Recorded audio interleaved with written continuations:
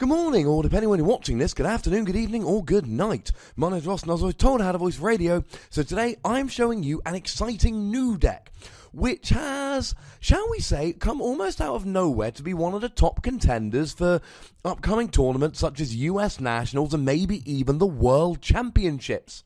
Now, this got second place in the recent Portuguese/Spanish National Championships. It got the top 8 in the Netherlands National Championships, not Holland. And there was a winner trip tournament in a convention in the US. 4 of the top 8, including the winner, played this deck, although one played a pared down version with no dragons. What is it? It's Darkrai, Garbodor, dragons. So, first things first, let's have a look at the main Pokemon in this deck. First of all, we have got Darkrai EX from Breakpoint. Now, Dark Head is a moderately useful attack. If you put him to sleep, you can do 160. We ain't putting him to sleep. We don't care about no 160. We're using Dark Pulse for a double colorless energy, 20 damage, plus 20 more for each dark energy attached to Darkrai. Now, obviously, when we look at that attack, we're not playing double colorless energy, because double colorless energy will allow us to do 20 damage, whereas 2 dark energy will allow us to do 60. And we're going to talk in a minute about the best way to get energy on, although spoiler alert, it's Max Elixir.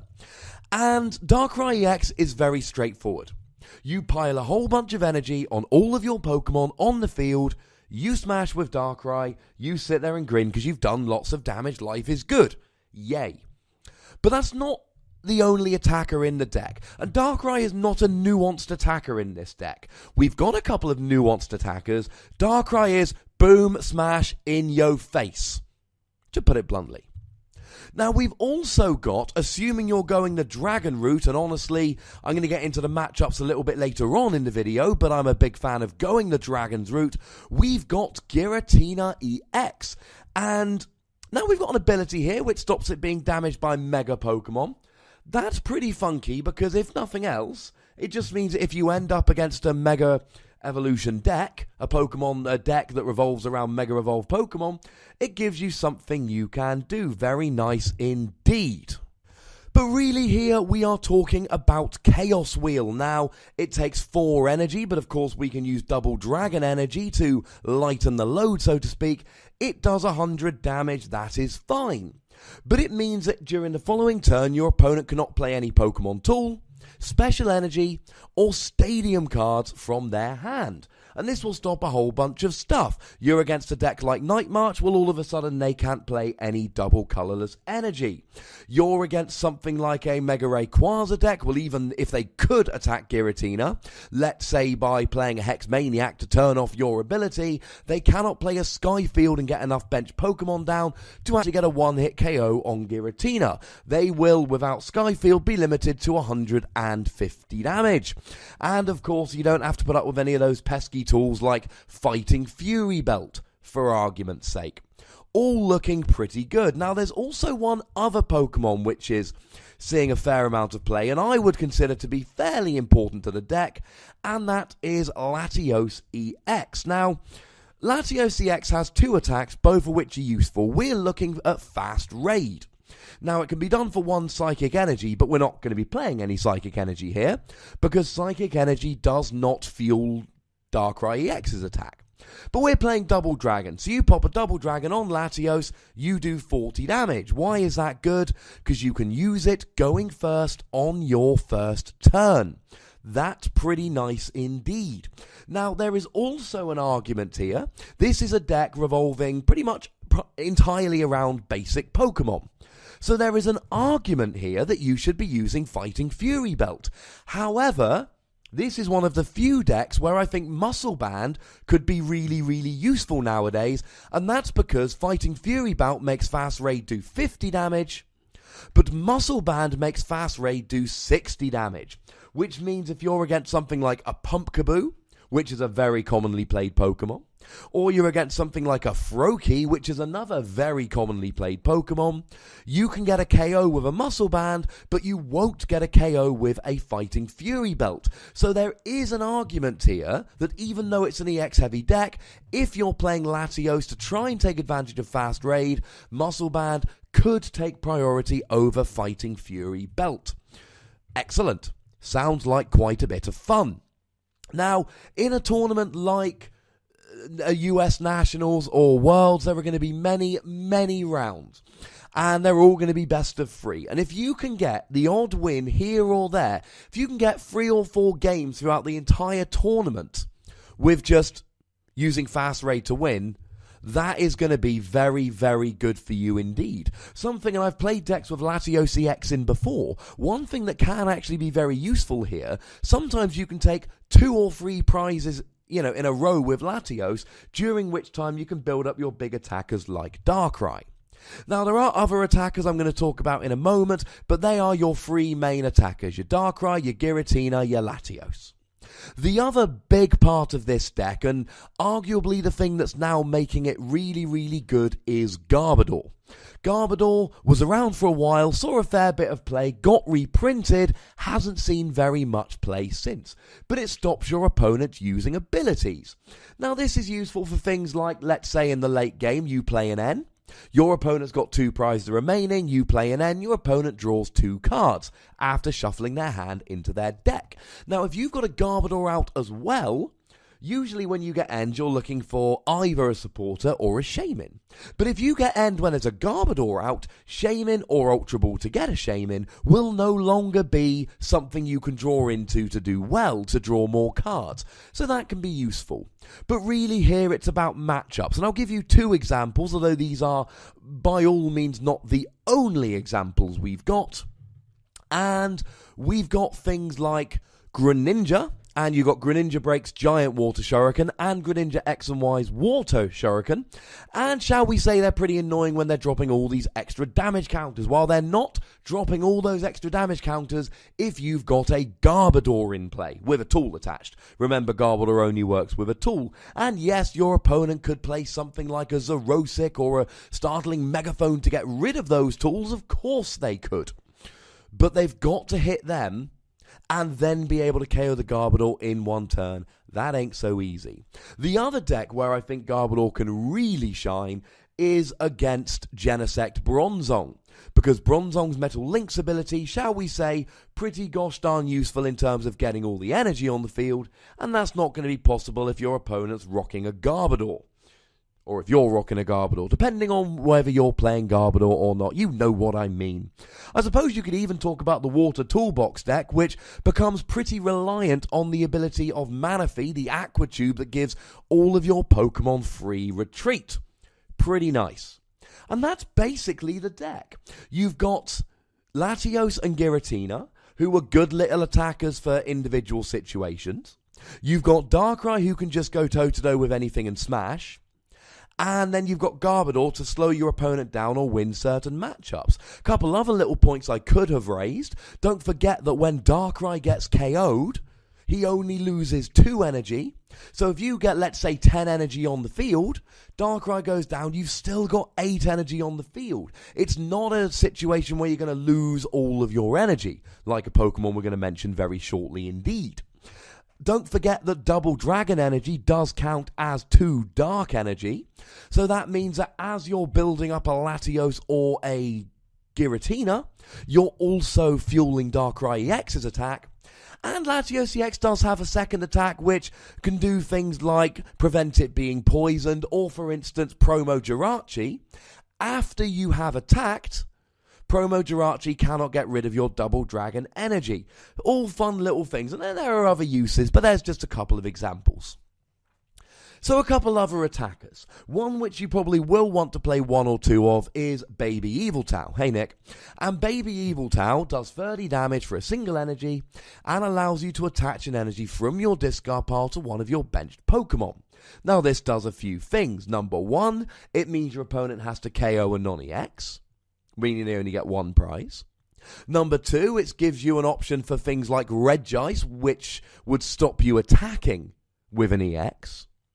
And number 3, it helps to accelerate energy. And as we've seen, Darkrai, he likes having energy. That's how he rolls. Now, one fun little attacker in this deck, and I don't think you could really justify it, Umbreon EX. Now, what I love about Umbreon EX is it means that when you KO a Mega Evolved Pokemon, you get extra prizes, 2 extra prizes to be precise. So that means that if you KO a Mega Evolved Pokemon, you get 4 prizes with Umbreon. Now, just so we're clear, I don't know how good this is, and honestly, I don't think it's really needed. Let's not forget that Giratina has an ability which stops it being attacked by Mega Evolution Pokemon.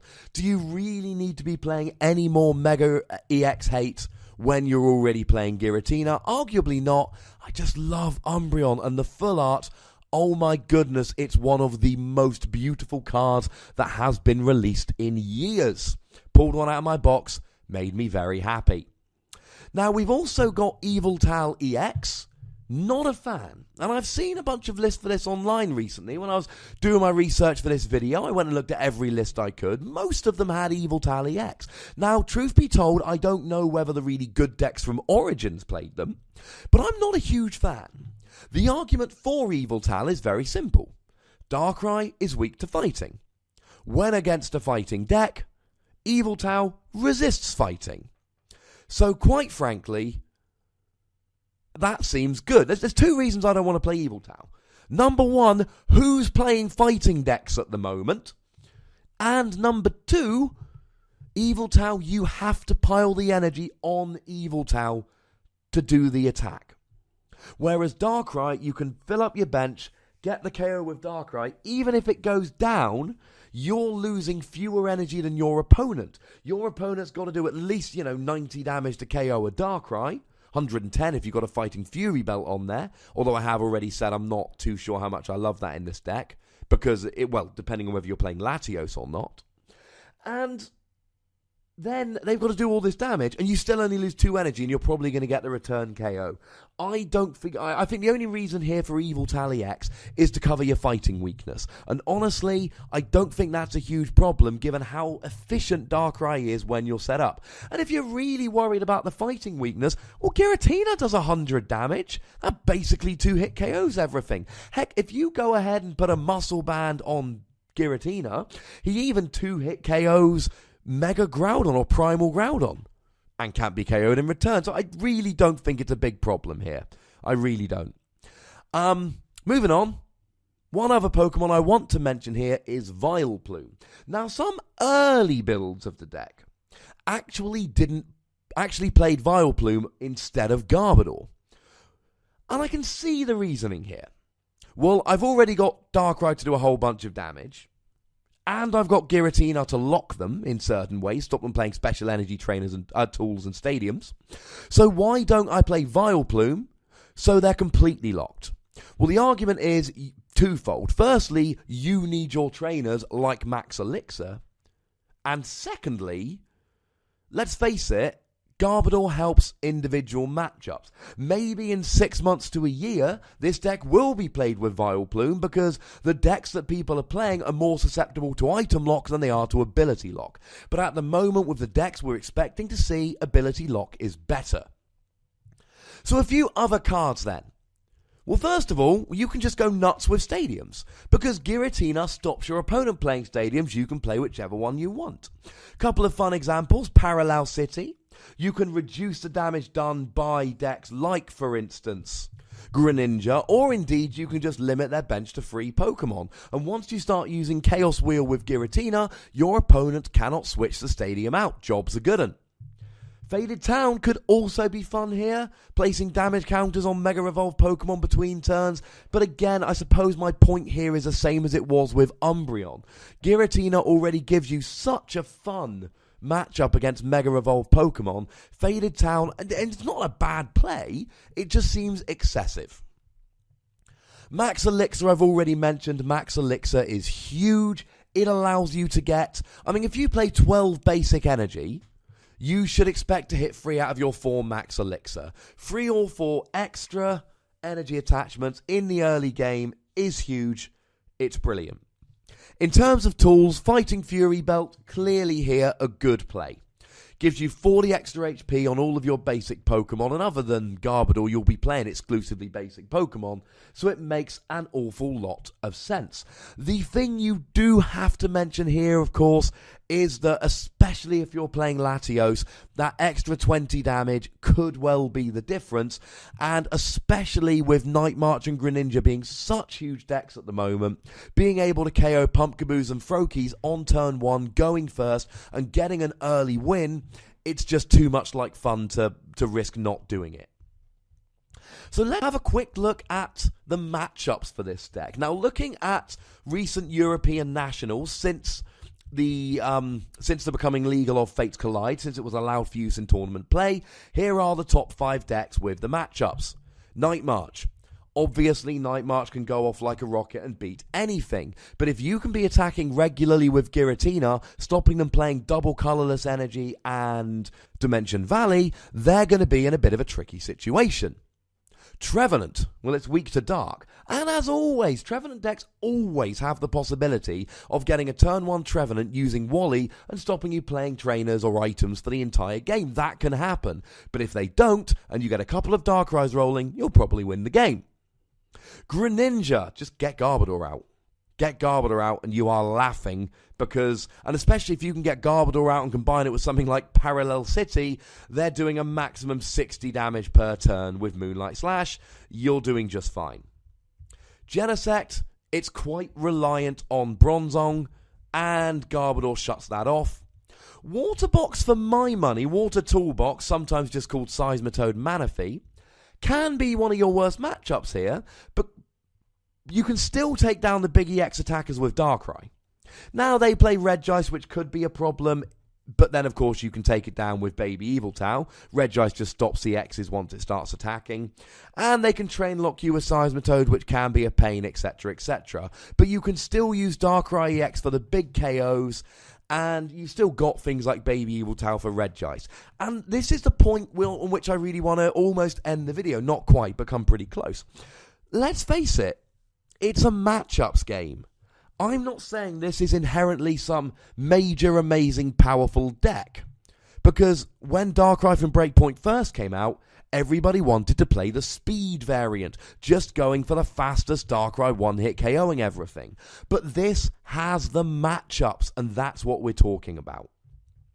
The last point I want to make, and this is just to kind of look forward to the future, and Steam Siege, the next set we're getting, Ninja Boy. It allows you to just switch one basic Pokemon for another and pop all the energy on. Being able to have a Latios with a double dragon, Ninja Boy into a Giratina, and then Chaos Wheel the next turn because you've moved one energy over and you just need to add a second double dragon, sounds like fun. Starting off with a Darkrai, getting a couple energy on, and then using a Ninja Boy into a Giratina, sounds good. Starting with a Giratina, popping on a Dark Energy, Ninja Boy into a Darkrai, etc., etc. You see where I'm going with this. Ninja Boy provides a lot of interesting uses for this deck that I'm looking forward to seeing as we go forward. Now, you know the deal, ladies and gentlemen. There is a comment section. Have you played this deck? Have you played against this deck? What do you think? Did I miss any cards that you think I should have included, etc., etc.? That's what the comment section is for. Please be kind. There is a like button. Click it. It will make me happy. There is a subscribe button. If you haven't clicked it, click it. It will make me happy. If you've already clicked it, but you still want to make me happy, that's okay. Get a friend to click it on your behalf. And as always, ladies and gentlemen, by far the most important thing, look after yourselves till next time. Thank you very much for watching. My name's Ross, and you've been watching PTCG Radio.